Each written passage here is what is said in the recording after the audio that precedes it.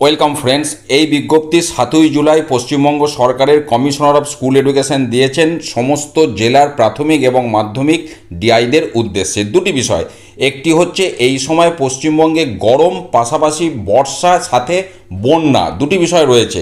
তো গরমে ছাত্রছাত্রীদের নিয়ে শিক্ষক শিক্ষিকারা কি করবেন না, পাশাপাশি বন্যা প্রবণ এলাকা সেই সমস্ত জায়গার যে বিদ্যালয়গুলি রয়েছে, প্রাথমিক এবং মাধ্যমিক বিদ্যালয়গুলি যদি বন্যা কবলিত হয়, কোনো এলাকা বন্যা কবলিত মানুষজনদের যেন সেই বিদ্যালয়গুলিতে শেল্টার দেওয়া যায়, তার জন্য প্রস্তুত থাকতে বলা হচ্ছে। এটা হচ্ছে একটা বিষয়।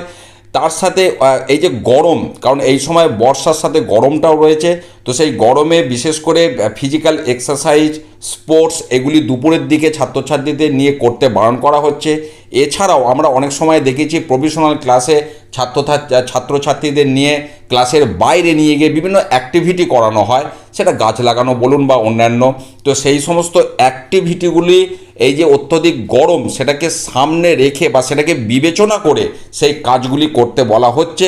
অনেক শিক্ষক শিক্ষিকায় বিশেষ বিশেষ ক্ষেত্রে এই কাজগুলি করেন বা করতে বাধ্য হন।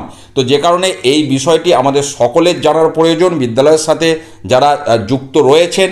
তো এই দুটি বিষয় কিন্তু মাথার মধ্যে রাখতে হবে।